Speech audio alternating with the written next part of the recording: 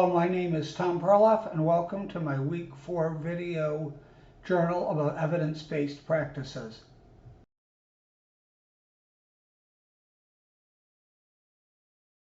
There are 6 evidence-based practices that I'm somewhat familiar with.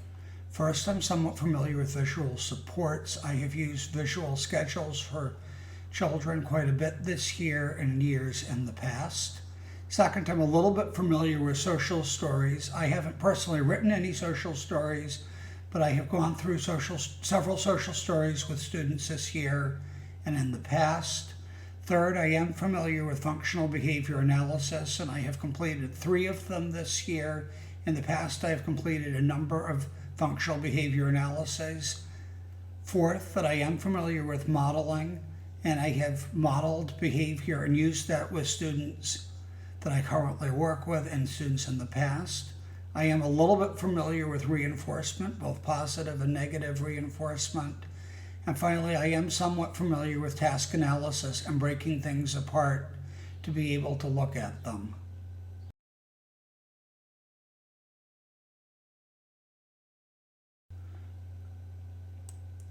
There are 6 evidence-based practices that I would like to learn more about. I would like to learn more about cognitive intervention.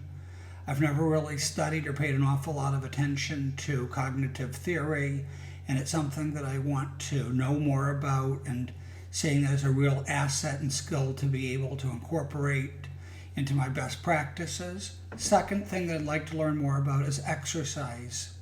I've seen evidence-based practice of exercise done by other people, but I don't know the theory or how to do it, and I can see that could be extremely helpful with some children that I have that are, besides being on the autism spectrum, also are very busy. The third thing I'd like to learn more about is naturalistic intervention. Again, I've never spent an awful lot of time in the 30 years in education thinking a lot about theory, want to learn more about theory, and in particular want to learn about naturalistic interventions, seeing that as another useful tool to be able to have in my bucket. Picture exchange communication is a 4th thing that I would like to learn more about. I see that as something that's important for students that are on the lower end of the autism spectrum, but in terms of communication. That's not something that I have worked much with in the past. And see that as something as I'm branching out into elementary education, which is new for me, that could be extremely important to be able to help work with students who are nonverbal. The 5th thing that I would like to learn more about are structured play groups.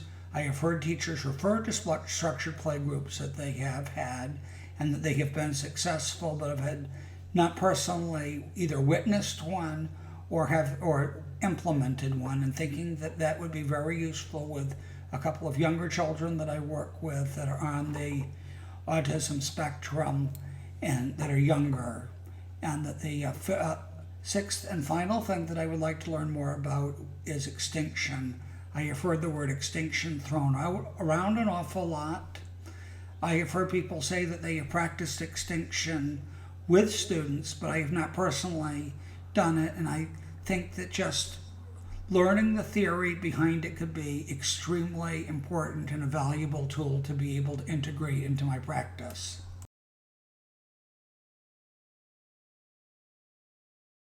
The story of Dylan really resonated with me. I had a student just like him a few years ago, exactly the same level of interest and being able to recall things from the past.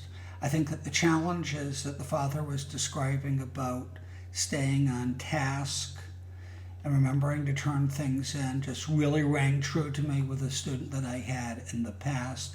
And the ability to navigate social situations was also something that really struck me as a similar theme and resonated with me, and that not only did it remind me of the past, but it reminded me of a student that I have right now who's a year younger, who has similar types of things, not exactly the same, but similar types of situations, especially involving social navigation of conversations so that they don't end up being a train wreck.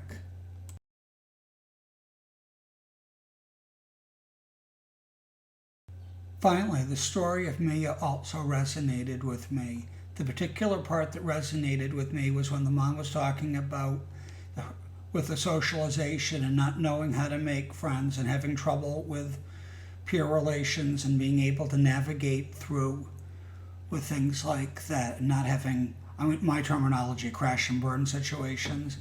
That reminds me of a couple of students that I have this year who have similar challenges, that recess time and unstructured time and group times are extremely hard for them. That the challenges with the open-ended situations are just really hard for them. And it also reminded me and struck me about and resonated with me about the ability to communicate with pictures that Mom was talking about. That's something that I have seen with other students.